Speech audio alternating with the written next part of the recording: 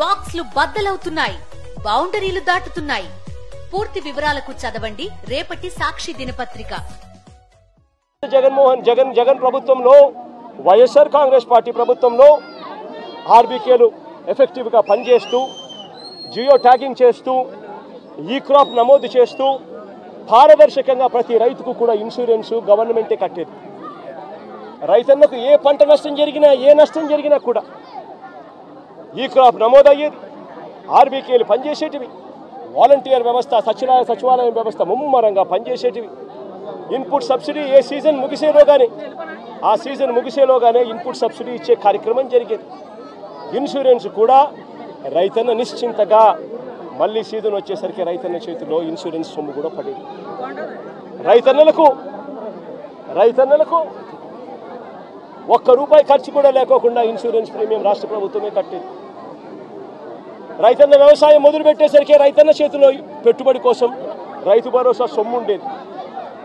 నేను అడుగుతా ఉన్నా, ఈరోజు దేశంలో ఎక్కడా లేని విధంగా వైఎస్ఆర్ కాంగ్రెస్ పార్టీ ప్రభుత్వంలో, జగనన్న ప్రభుత్వంలో ప్రతి రైతుకు కూడా ఇలాంటి నష్టం గతంలో జరిగి ఉంటే, గతంలో రైతన్నకు ఎంత వచ్చేది అని చెప్పి ఒక్కసారి ఆలోచన చేయమని చెప్పి నేను కోరుతా ఉన్నా ప్రతి ఒక్కరిని కూడా.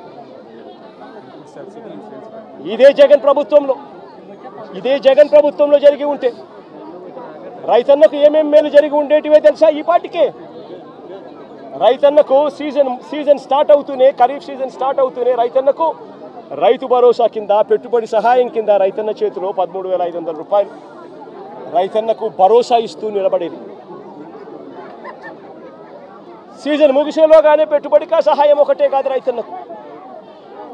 రైతన్నకు గతంలో చంద్రబాబు నాయుడు గారి హయాంలో విపత్తులు వస్తే హెక్టార్కు ₹15,000 మాత్రమే ఇస్తా ఉన్న పరిస్థితులు. అది కూడా తప్పుడు మాటలు మాట్లాడాడు, అబద్ధాలు మాట్లాడాడు. ఆయన హయాంలో ఎక్కువ ఇస్తా ఉన్నారంట, జగన్ వచ్చిన తర్వాత తగ్గించాడు. అది కూడా అబద్ధమే.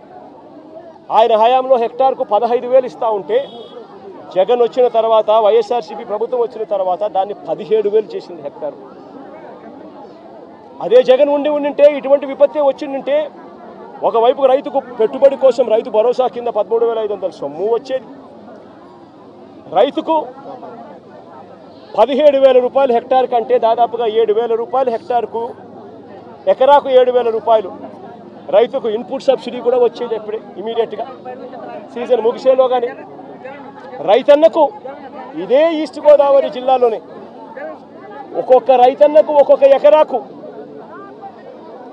ఇన్సూరెన్స్ ప్రీమియం రాష్ట్ర ప్రభుత్వమే ఉచితంగా కట్టినందువలన ఒక్కొక్క రైతన్నకు ₹24,000 నుంచి ₹29,000, ₹24,000 నుంచి ₹29,000 ఇన్సూరెన్స్ సొమ్ము రైతన్నకు పడేది. రైతన్న ఇదే సమయానికి వచ్చేసరికి రైతన్నకు 0 వడ్డీ కింద డబ్బులు కూడా రైతన్న ఖాతాలో జమ అయ్యేది. నేను అడుగుతా ఉన్నా, ఇటువంటి విపత్తే రైతన్నకు జగన్ హయాంలో వచ్చినుంటే, వైఎస్ఆర్సీపీ ప్రభుత్వ హయాంలో వచ్చినుంటే ₹13,500 రైతన్నకు రైతు పెట్టుబడి సహాయం, ₹24,000 నుంచి ₹29,000 రైతన్నకు ఇన్సూరెన్సు, ₹7,000 రైతన్నకు ఇన్పుట్ సబ్సిడీ, 0 వడ్డీ కింద ప్రతి రైతన్నకు కనీసం ₹4,000, ₹3,000 కనీసం 0 వడ్డీ కింద డబ్బు వచ్చేది. అన్నీ లెక్కేసుకుంటే రైతన్నకు కనీసం అంటే 40,000 నుంచి ₹45,000 రైతన్నకు ప్రతి ఎకరాకు వైఎస్ఆర్ కాంగ్రెస్ పార్టీ ప్రభుత్వమే ఉండింటే, జగనే ఉండింటే ప్రతి రైతన్నకు వచ్చేది. కానీ ఈ పెద్ద మనిషి ఏం చేస్తూ ఉన్నాడు? ఆలోచన చేయమని అడుగుతా ఉన్నా. జగన్ 7,000 ఇస్తా ఉన్నాడు, నేను 10,000 ఇస్తా ఉన్నాడు, నేను 10,000 ఇవ్వబోతున్నాను అని చెప్తా ఉన్నాడు. ఆయన 10,000 ఇవ్వబోతా ఉన్నాడు. ఎవరికి ఇస్తా ఉన్నాడు? కనీసం ఈ క్రాప్ చేశారా? సోషల్ ఆడిట్ పెట్టారా? మళ్ళీ తెలుగుదేశం పార్టీ కార్యకర్తలు, మళ్ళీ తెలుగుదేశం పార్టీ జన్మభూమి కమిటీలు వాళ్ళ చుట్టూ తిరగాలి. వాళ్ళు ఎవరు పేరు చెప్తే వాళ్ళకు మాత్రమే వస్తుంది. వాళ్ళ ఇష్టం వచ్చిన గ్రామాలు ఉంటాయి, వాళ్ళ ఇష్టం లేని గ్రామాలు ఉండవు. పారదర్శకత ఎక్కడా లేకుండా పోయింది. 10,000 ఇస్తానంటున్నాడే తప్ప రైతులకు రావాల్సిన ఇన్సూరెన్స్ గురించి మాట్లాడు. రైతులు నష్టపోతా ఉన్న 24,000 నుంచి 29,000 రూపాయలు ఎకరాకు రైతన్న నష్టపోతా ఉన్న ఇన్సూరెన్స్ గురించి మాట్లాడు. రైతన్నలకు ఇవ్వాల్సిన సున్నా వడ్డీ గురించి మాట్లాడు, రైతన్నకు రైతు భరోసా కింద నష్టపోయిన 13,500 రూపాయల గురించి మాట్లాడు. ఇవన్నీ రైతు నష్టపోయాడు అన్న సంగతి తెలిసి ఉన్నా కూడా ఈ పెద్ద మనిషి చంద్రబాబు నాయుడు మాట్లాడు. అదే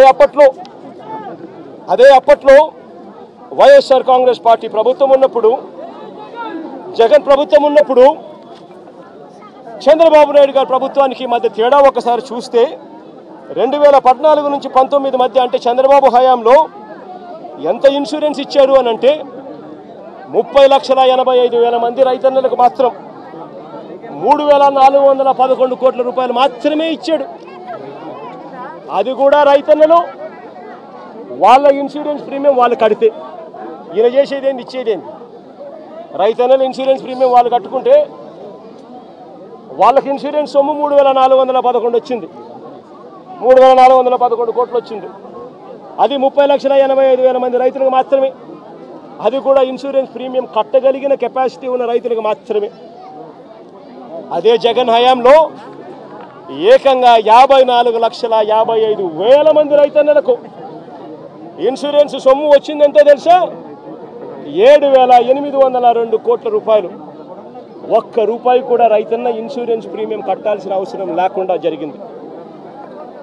అప్పట్లో చంద్రబాబు పెట్టిన 715 కోట్ల రూపాయలు బకాయిలతో కూడా కలుపుకొని రైతుల తరపున ఇన్సూరెన్స్ ప్రీమియంను కూడా వైఎస్ఆర్సీపీ ప్రభుత్వమే కూడా కట్టింది. జగన్ ప్రభుత్వానికి చంద్రబాబు ప్రభుత్వానికి మధ్య మానవతా దృక్పథంలో ఎంత తేడా ఉందో ఒకసారి గమనించమని అడుగుతా ఉన్నా. మొన్న 2023-24 సంబంధించిన ఖరీఫ్లో వచ్చిన కరువు, ఈ కరువుకు సంబంధించి మళ్ళీ ఖరీఫ్ వచ్చేసరికి అంటే 2024 జూన్ జూలైలో రైతన్న చేతిలో ఇన్సూరెన్స్ డబ్బులు పడాలి అని అంటే ఇన్సూరెన్స్ ప్రీమియం డబ్బులు మే జూన్లో ఇన్సూరెన్స్ ప్రీమియం డబ్బులు కట్టాలి. 1,278 కోట్ల రూపాయలు చంద్రబాబు నాయుడు గారు ముఖ్యమంత్రిగా ఉన్నాడు. రైతుల తరపున జూన్లో కట్టాల్సిన 1,278 కోట్ల రూపాయల ప్రీమియం తాను కట్టకపోవడం వల్ల 2023-24 సంబంధించిన ఖరీఫ్కి సంబంధించిన రైతులకు రావాల్సిన ఇన్సూరెన్స్ సొమ్మును కూడా చంద్రబాబు నాయుడు రాకుండా అడ్డుకుంటా ఉన్నాడు. నేను చెప్పే ప్రతి మాట వాస్తవం. ఊరికే జగన్ మాట్లాడుతూ ఉన్నాడు కదా అని చెప్పి జగన్ మీద అరచడం కన్నా, జగన్ మీద ఊరికే కోపం చూపించడం కన్నా, జగన్ చెప్పే ప్రతి మాట వాస్తవం కావునా కాదా అన్నది గుండెల మీద చేతులు వేసుకొని ఆలోచన చేయమని కోరుతా ఉన్నా. ప్రతి మాట వాస్తవం చెప్తా ఉన్నప్పుడు నువ్వు చేయాల్సిన పని ఏముంది? ప్రజలకు క్షమాపణ చెప్పాలి, చేసిన తప్పు ఇది అని చెప్పి ఒప్పుకోవాలి, ఒప్పుకొని ప్రజలకు మేలు చేసేదానికి అడుగులు ముందుకు వేయాలి. కానీ ఇవాళ అలాంటి ఆలోచనలు కానీ అలాంటి మంచి కానీ ఈరోజు ఎక్కడా కూడా జరగడం లేదు. ఒక్క రైతు భరోసా కింద సొమ్ము కింద మాత్రమే జగనన్న ప్రభుత్వంలో వైఎస్ఆర్సీపీ ప్రభుత్వంలో 13,500 రూపాయలు చొప్పున ప్రతి రైతన్నకు ఇచ్చిన సొమ్మే 53,58,000 మంది రైతన్నలకు అక్షరాల 34,288 కోట్ల రూపాయలు ఒక్క రైతు భరోసా సొమ్మే.